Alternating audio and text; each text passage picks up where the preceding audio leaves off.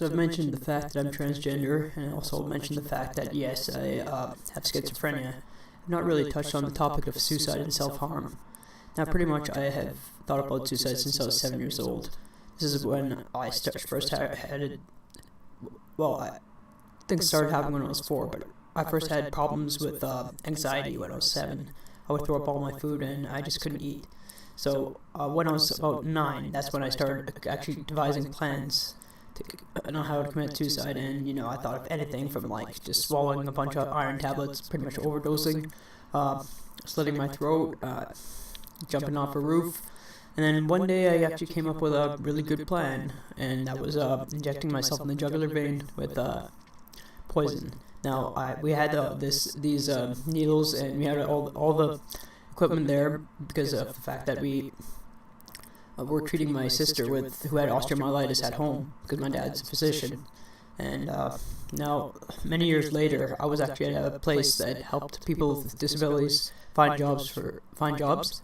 And we just happened to be talking about suicide, and I actually mentioned that, and somebody actually used that method. And now, even to this day, I still have guilt about that, and it's just terrible to feel that way. I know I'm not really responsible, that anybody who thinks about suicide and acts on it will do it anyway, no matter what. But this just leads to something else that I wanted to talk about. Back in November, I was actually in a dark point. Like, I was just feeling really dysphoric about my body. I was just feeling really depressed. I just felt I just had no purpose in life now. What I understand is, like the human brain, we're really rational creatures, and that's the only thing that really separates us from animals. But when you're in a state of panic and state of anxiety, state of depression, like pretty much your brainstem, like that's the hypothalamus, the pons, and the medulla oblongata, the things that are very heightened in animals, that just takes over, and you're not using your prefrontal cortex, you're not using your neocortex, you're just doing whatever.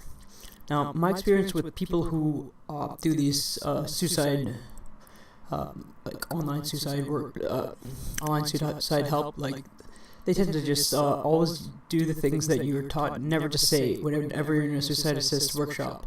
You're never supposed to say, "I know how you feel," and "Oh, you shouldn't do that. You're so young."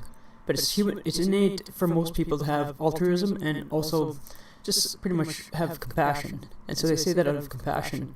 So I don't generally call suicide helplines. What I like to do is I like to trust somebody. And the person I really trust is my best friend Tyler and another best friend of mine, Brandon.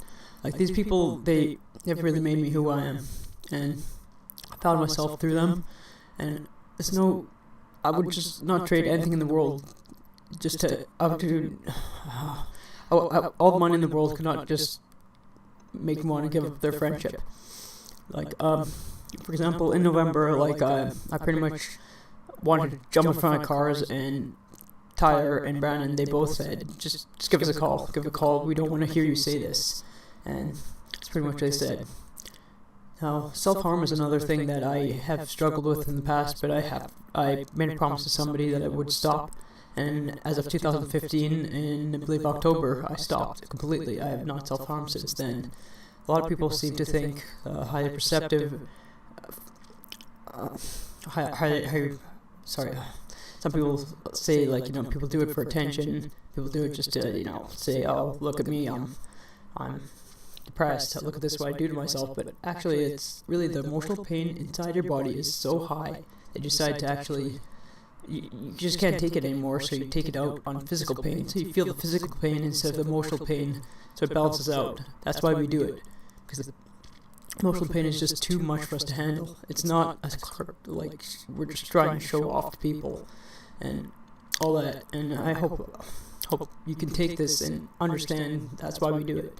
But really, the number one thing that you should do, no matter what, is just understand that somebody out there is willing to listen, no matter who it is. Like, I just pulled this off from a Callum Scott video. I love that singer, but it's a comment that was made. Somebody was saying, she cried at the father part because her father's never said that he loves her no matter what. And this is pretty much my life too, but right here, somebody said, "I've never met you, but I love you no matter what." So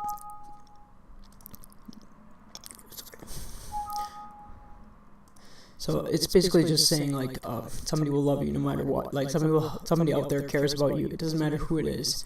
Even like these transgender YouTubers, I mean, they may be more privileged than us, but they do care about other people. And that's all I really gotta say. Thanks for watching.